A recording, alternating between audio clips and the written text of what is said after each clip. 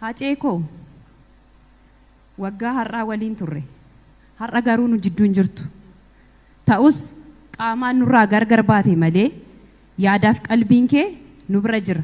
Waliin jiraannas. Keessummoonni kabajamtoonni, abbootiin amantii, uummanni biyya keessaaf biyya alaa, hiriyoonni Acee biyya keessaaf biyya alaa, qeerroowwanii fi qarreewwan akkasumas daa'imman hundi gaddi keessan gadda keenya jettanii nu cinaa dhaabbachuun aantummaa keessan nutti argisiistan hundi maqaa abbaa warraa koo goota jaalalaa, gooticha abbaa dhugaa fakkeessuu fi fakkaachuu hin dandeenyeen artiist Hacaaluu Hundeessaatiin galatoomaan jedha.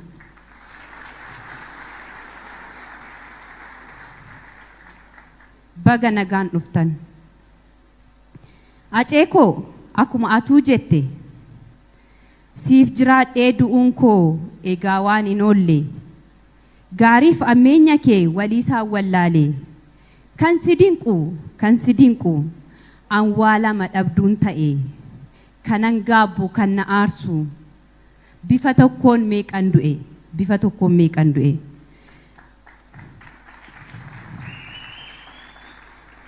Eeyyen Acee koo bifa tokkoon waa lama dhabduun ta'e sis dhabeen dhugaa keessa dhabe.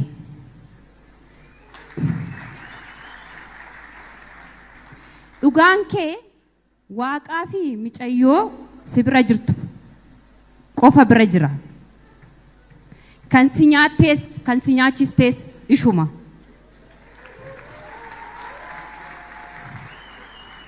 Atuu akkuma jette kan nama nyaatu nu keessa jira jette mitiire. Acee koo ati hin duune hin duutus kan du'e warra si ajjeesne jedhanii yaadan seenaa hin qabne warra garaadhaaf buludha. Acee koo seenaan bara baraan si yaadata.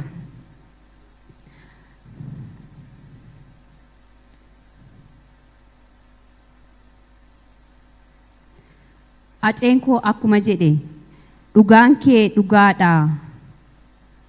Mul'atee ifa jira. Haqa kee hinaalu beeka si miidheera. Si dhabee jiraachuun hedduu namii turre dhiifama naan godhin waa tokko siinulli. Dhugaan kee mul'atee ifa jiraatus haqni kee ifa jiraatus kan dhokate yoo ta'us gaafa Rabbi jedhe ba'uunsaa hin oolu. Kun immoo abdii kiyyaa fi abdii uummata keetiiti.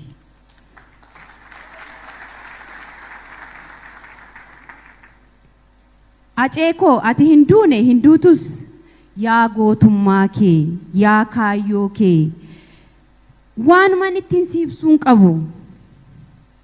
Yeroo mara waliin jiraanna. Ati anaaf biyya fagoo deemteetta. Yaadaa fi qalbiin kee nu waliin jiraata. Gaaffii wabii, gaaffii milkii keessattuu kan giiftii deebii dhabullee ijaan si arguu baatanillee yaadaaf qalbiin si waliin jiraatu. Acee koo anii fi ati waliin jiraannee ijoollee keenya guddifannee dulloomnee waliin duuna siin jedha ture.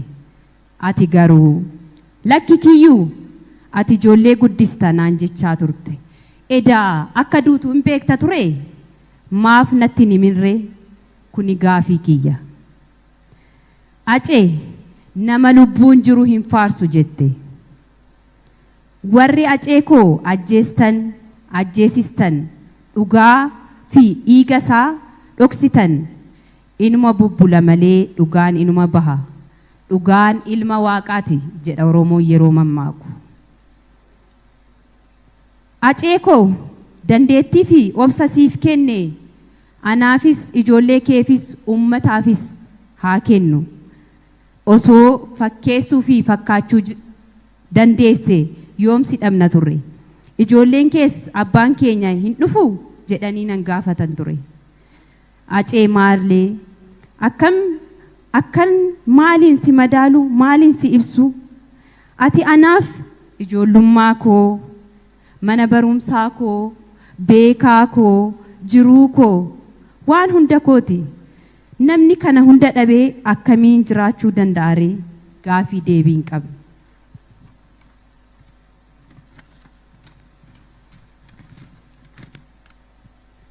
Acee koo boolla kee daadhiin haa guutu.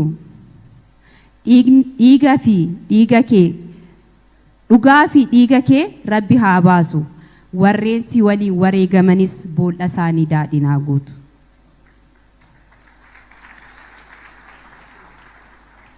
Akka imaanaatti kanuun uummata kootiif dabarsu. Namoonni biyya keessaa biyya alaa maqaa isaatiin daldaltan gara barbaadanitti ooftan kana dhaabaa. Warri yeroo inni lubbuun jiru diina isaa taatanii amma immoo fira isaa fakkaattan of duuba deebi'aa, of ilaalaa.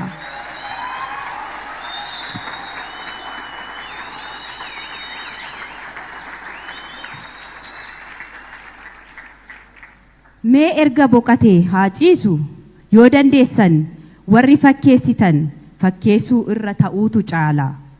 Waan ta'eef dhugaadhaan dubbadhaa, dhugaadhaaf mormaa, jiraachuuf jecha sammuu keessan hin gogomsinaa.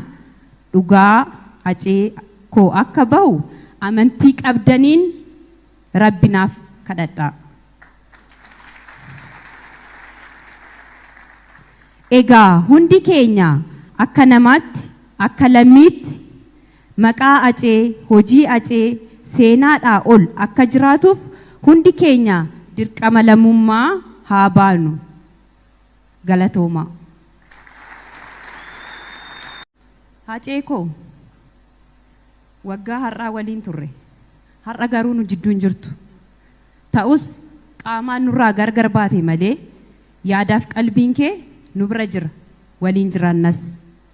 Keessummoonni kabajamtoonni, abbootiin amantii, uummanni biyya keessaaf biyya alaa, hiriyoonni acee biyya keessaaf biyya alaa, qeerroowwanii fi qarreewwan akkasumas daa'imman hundi gaddi keessan gadda keenya jettanii nu cinaa dhaabbachuun aantummaa keessan nutti argisiistan hundi maqaa abbaa warraa koo goota jaalalaa, gooticha abbaa dhugaa fakkeessuu fi fakkaachuu hin dandeenyeen artiist Hacaaluu Hundeessaatiin galatoomaan jedha.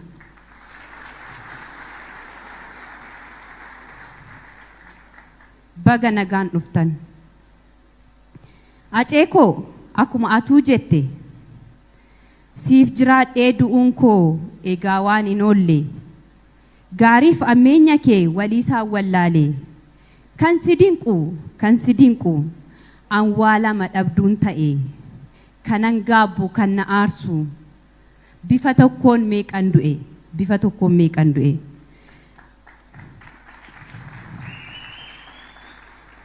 Eeyyen acee koo bifa tokkoon waa lama dhabduun ta'e sis dhabeen dhugaa keessa dhabe.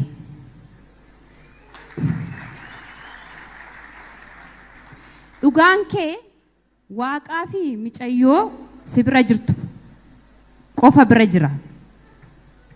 Kan si nyaattees kan si nyaachistees ishuma.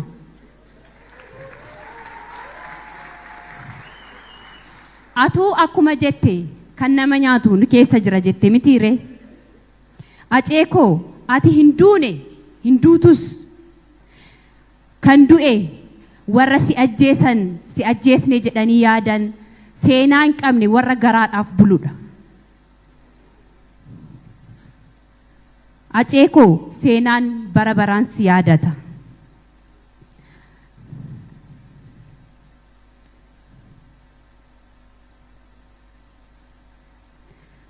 Aceen koo akkuma jedhe dhugaan kee dhugaadha, mul'atee ifa jira, haqa kee hinaalu beeka si miidheera.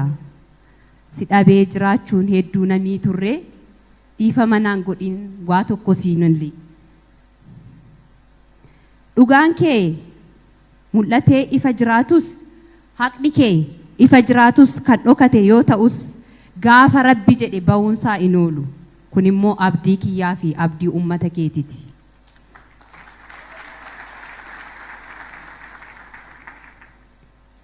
Acee koo ati hin duune hin duutus yaa gootummaa kee, yaa kaayyoo kee waanumaan ittiin si ibsuun qabu. Yeroo mara waliin jiraanna. Ati anaaf biyya fagoo deemteetta. Yaadaa fi qalbiin kee nu waliin jiraata.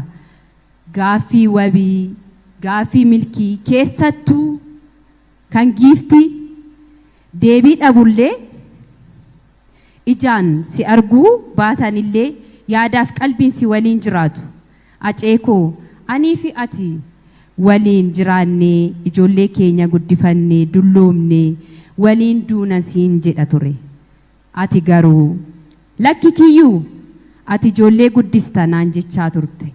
Edaa akka duutu hin beekta ture maaf natti nimirre kuni gaafii kiyya. Acee nama lubbuun jiru hin faarsu jette.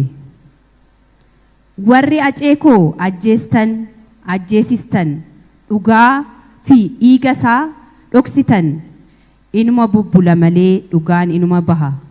Dhugaan ilma waaqaati jedha Oromoon yeroo mammaaku. Aceekoo dandeettii fi obsa siif kenne anaafis ijoollee keefis ummataafis haa kennu. Osoo fakkeessuu fi fakkaachuu dandeesse yoomsi dhabna turre. Ijoolleen kees abbaan keenya hin dhufu jedhanii nan gaafatan ture. Acee maallee akkan maaliin si madaalu maaliin si ibsu ati anaaf ijoollummaa koo mana barumsaa koo beekaa koo jiruu koo waan hunda kooti. Namni kana hunda dhabee akkamiin jiraachuu danda'are gaafii deebiin qabe.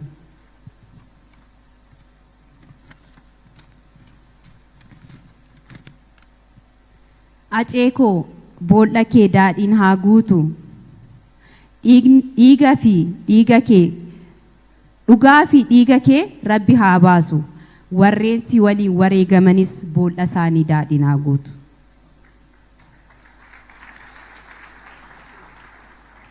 Akka imaanaatti kan uummata kootiif dabarsu.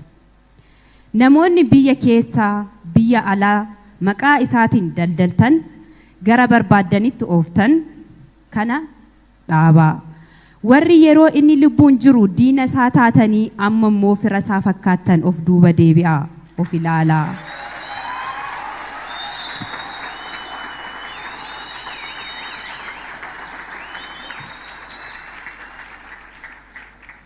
Mee erga boqatee haa ciisu yoo dandeessan warri fakkeessitan fakkeessuu irra ta'uutu caala.